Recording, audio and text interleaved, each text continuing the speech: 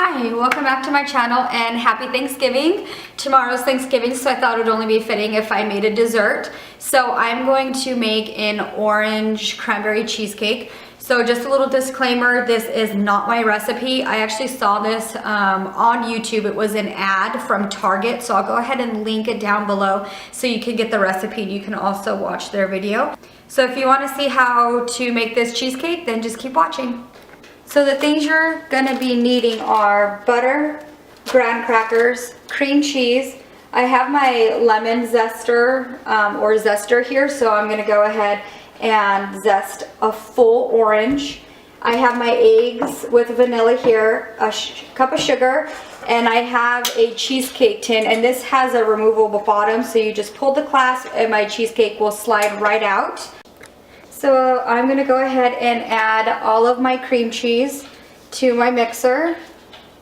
And it is very important that your cream cheese and your eggs, pretty much all of your ingredients that you're going to be using to make a cheesecake, is at room temperature. And it's also important that you cream it really well before you start adding other ingredients to it. So while this is creaming, I'm going to go ahead and add my graham crackers to my plastic baggie. And I'm going to take my rolling pin and I'm going to mash them all up really fine. And then I'm going to add half a stick of butter, or a little under half a stick of butter, to the graham crackers to create my crust. So once I go ahead and do that, I will come back and show you what that looks like.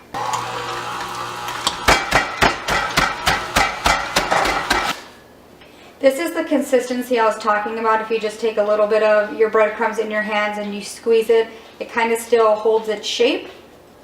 And then you know that your breadcrumb layer is pretty good. So I'm going to go ahead and add all of this down to the bottom of my little cheesecake tin. And then I'm going to go ahead and push it all down until I get an even layer down at the bottom and it's finely packed.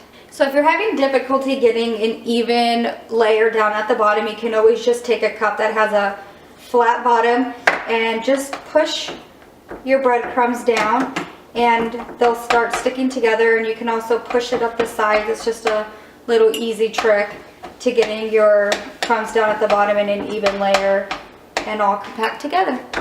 So now that you have your cream cheese creaming, you're going to go ahead and add the eggs one at a time. It is very important that you add the eggs in slowly one at a time and let it incorporate into the cream cheese. After you add one egg, go ahead and scrape down the bowl and then start adding the next egg in. Now that your eggs are incorporated into your cream cheese, add your cup of sugar and add your zest of your orange.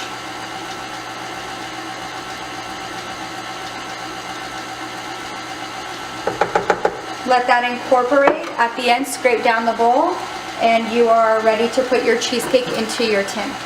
So I'm going to go ahead and just give this a quick mix. Make sure everything down at the bottom is in there. All the orange zest is incorporated.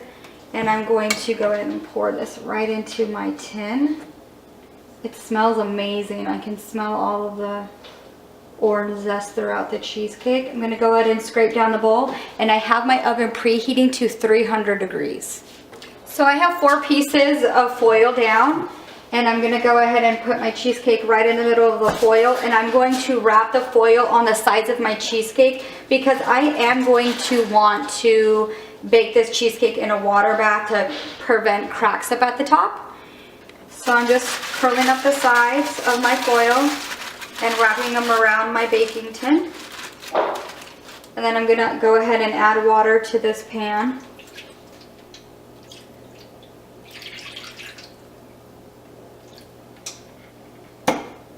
And set my cheesecake inside here, and I am going to bake it in the water for, I'm going to check it at the 50-minute mark, and I'm going to check it periodically throughout that time. And when I check my cheesecake, I will show you how I check it. I just tap the middle of the cheesecake, and if it jiggles like jello, then your cheesecake is done. So my cheesecake was in the oven about an hour to an hour and 5 minutes. So I'm gonna go ahead and turn my oven off.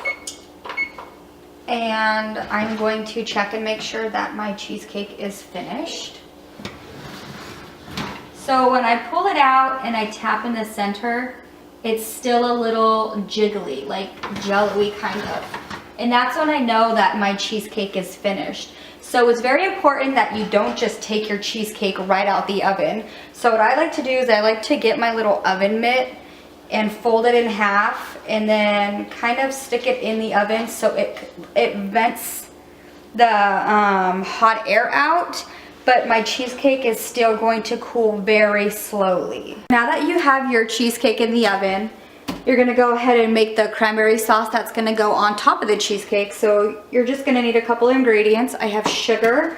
I have the juice of the orange that I zested earlier. You can also use orange liqueur, but I don't drink alcohol. I have no alcohol. I don't wanna buy a big bottle of liqueur. And I have 2 cups of cranberries here. So I went through the cranberries and picked out all of the bad ones, just like where you're making chili, you have to take out the bad beans. So I went through and I took out the squishy ones or the ones that didn't look too good. And I just have some water right here. So I'm gonna go ahead and take all these ingredients over to the stove and show you what's next. So here in my saucepan, I'm going to combine my sugar and my water, and I'm gonna go ahead and add my cranberries as well.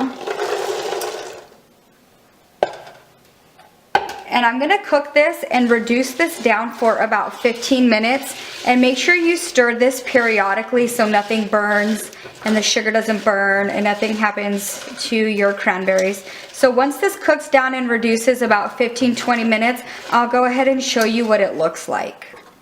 So now that my cranberry mixture is reduced, it looks really good. I had my husband taste test it for me. I'm gonna go ahead and put it in a bowl to cool down.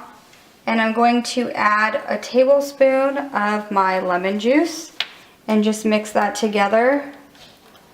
So now your sauce is done and we're just waiting for the cheesecake to finish. It has been about 5 hours now, so my cheesecake does have a slight crack. But that's okay because we're gonna fill it with cranberries. So what you want to do is take a knife and run it on the sides of your cheesecake just to release it.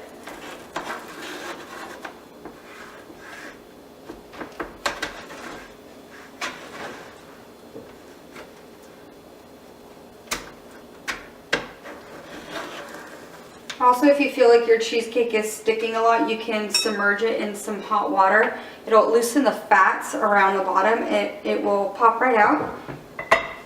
So you just